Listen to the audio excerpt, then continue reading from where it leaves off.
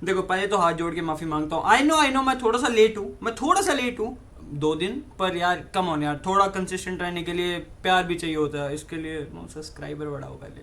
पर हाँ, अब से रहूंगा, ठीक है। तो भाई फाइनली एल क्लासिको खत्म हुआ और जीवन को मिली है शांति, क्योंकि 1 साल तड़पने के बाद, गाली खाने के बाद, हर कमेंट सेक्शन में चार एल क्लासिको सुनने के बाद मैं फाइनली ये बोल सकता हूँ कि हमने 5वां जीता है लाडले।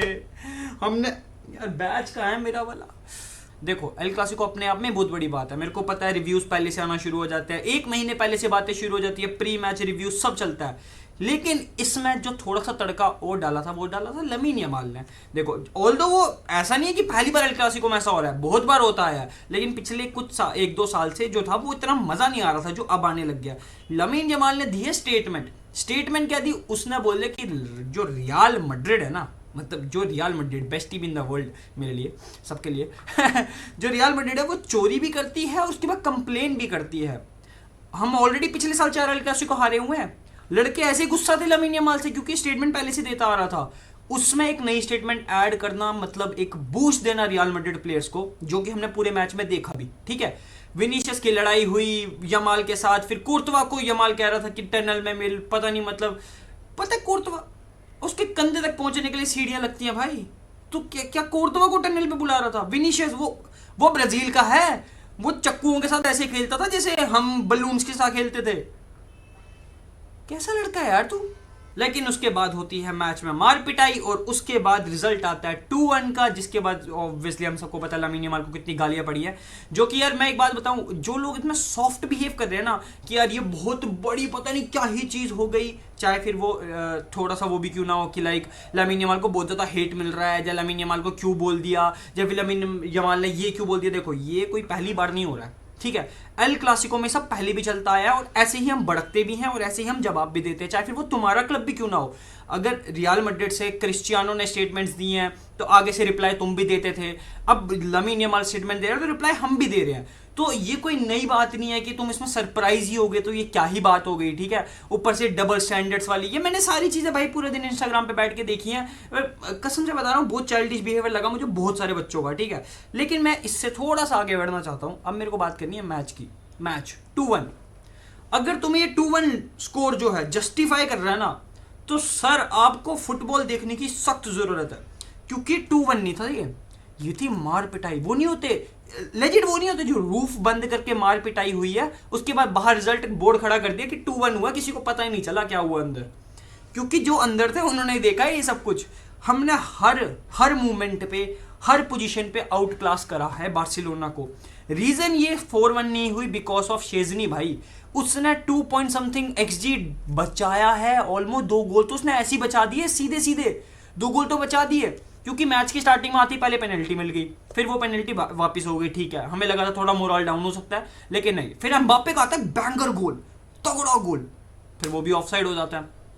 तो रियल मैड्रिड स्टार्टिंग मूवमेंट से ही काउंटर कर रही थी। देखो इतना मैं बता दूं, रियल मैड्रिड का सिंपल 2 चीजें थी, हम अपने हाफ में करेंगे पीक लेवल की डिफेंडिंग, हम बन जाएंगे आर्सेनल प्लस एथलेटिको मैड्रिड। भाई तुम कुछ भी करो, हम अपने हाफ से तो नहीं हिलने वाले, लेकिन हम जैसे ही तुम्हारे हाफ में आएंगे हम करेंगे काउंटर प्रेस, खतरनाक वाला प्रेस करेंगे, चढ़ जाएंगे ऊपर, बॉल विन करेंगे, तुम्हारी मिडफील्ड से बॉल विन करने की ट्राई करेंगे। क्योंकि ऑल पूरा क्या कर रखा था रियल मैड्रिड ने, हर जगह पे हर पोजीशन पे कवर कर रखा था, उनकी बैकलाइन पीछे छोड़ दी थी। बैकलाइन को सीधा सीधा बोल दिया गया था कि भाई देखो तुम खेलो अपने में बॉल, लेफ्ट बैक से राइट बैक बॉल फेंको या कहीं पे भी बॉल फेंको, लेकिन हम तुम्हें मिडफील्ड पे बॉल चलाने नहीं देंगे, तुम्हें डालनी है तो लॉन्ग बॉल डालो आगे के लिए।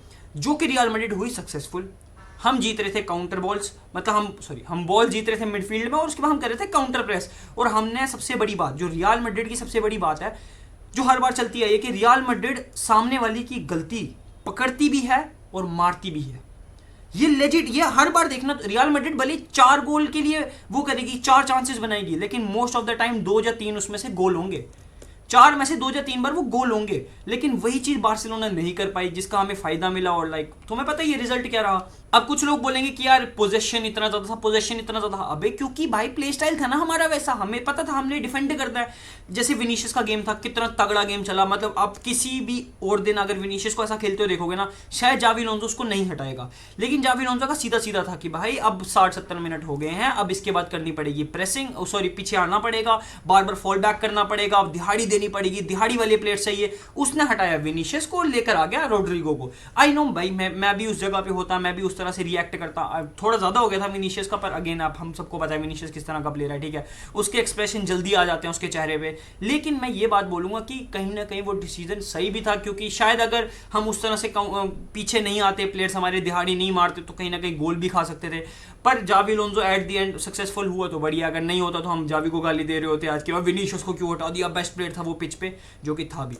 अब बार्सिलोना की बात करूं तो भाई उनको सबसे बड़ी कमी खली है राफिनिया की, और सबसे ऊपर लेवेंडोस्की की। देखो जब टीम जो है ना काउंटर बिल्कुल अपने लो ब्लॉक पे बैठी होती है ना, तब कहीं ना कहीं से तुम्हें चाहिए कि भाई हम एरियल बॉल डालें, कोई डी के अंदर एरियल बॉल जीते, उसके बाद गोल स्कोर करे, हेडर स्कोर करे, और उसके ऊपर से सबसे बड़ा नाम आता है लेवेंडोस्की।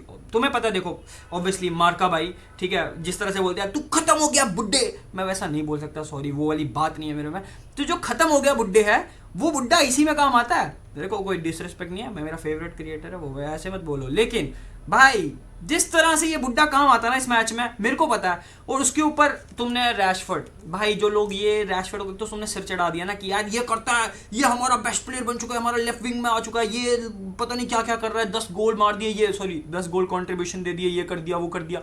भाई वो सिर्फ गोल कॉन्ट्रीब्यूशन में ही आ रहा है, उसके अलावा वो कुछ नहीं कर रहा। अगर राफिनिया आ जाए ना वापस, तुम्हें फर्क दिख जाएगा, भले ही राफिनिया से कम गोल मारे, कम असिस्ट दे, लेकिन फर्क तुम्हें देखेगा मैच के रिजल्ट्स में, क्योंकि राफिनिया करता है दिहाड़ी, राफिनिया आता है पीछे, राफिनिया देता है बाल्डे को पूरा सपोर्ट। वो बाल्डे को सपोर्ट नहीं मिल रहा था कल, क्योंकि रैशफोर्ड बाबू कह रहे थे ना ना ना ना, हम हैं रोनाल्डो, हम हैं रोनाल्डो बार्सिलोना के, हमें बॉल दो, हम देखेंगे आगे। फिर आगे भी कुछ नहीं देख रहे थे, पीछे भी कुछ नहीं देख रहे थे। ऑल्दो पेड्री की गेम की बात करेंगे अगर हम, तो यार देखो पेड्री का गेम मैं ये नहीं बोलूंगा वर्ल्ड क्लास रहा, लेकिन उसमें पेड्री की कोई गलती नहीं, क्योंकि पेड्री ने जितना करना था उसने कर दिया भाई, उस पर बंदा चढ़ रखा था, कामाविंगा तो उसको छोड़ ही नहीं रहा था, ठीक है। पेड्री ने अपने से जितने की कोशिश कर सकता था उतनी हुई, इससे ज्यादा मेरे को लग भी नहीं रहा था पेड्री कुछ करेगा। और बात करें फ्रेंकी डियोंग की भी, भाई हमने पकड़े ही 2 बंदे थे, क्योंकि हम सबको पता है कि पूरा गेम फ्रेंकी डियोंग और पेड्री के हाथ में होता है, इन दोनों को पकड़ लो और गेम तुम्हारे हाथ में आ जाएगा। फिर वही बैकलाइन पे बॉल घूमती रही और हमें फायदा मिलता रहा। इसलिए जो 2-1 को जज करने वाले हैं ना स्कोर को, भाई मैं तो तुम्हें सीधी सीधी बात बोलूंगा कि यार लेजिट भाई तुम लोग तो सही में सुबह सुबह उठ के स्कोर लाइन देखिए, क्योंकि पोजीशन ना भाई ना ना, ये 2-1 तो था ही नहीं, ये तो मार पिटाई थी वन साइडेड वाली, बहुत मारा गया बहुत ज्यादा। देखो गुस्सा मत हो ना इस बात में, मेरे को पता है तुम लोग अगर रियल मैड्रिड क्रिएटर से कुछ ऐसा सुनते हो तो तुम गुस्सा हो जाते हो, भाई इसमें गुस्सा होने वाली कोई बात नहीं है। तुमने भी हमें पिछले बार 4 साल बाद 4 साल नहीं बोल 4 बार मारा है, ठीक है, तो कभी सहा है तो अभी देने की बारी है यार, प्लीज।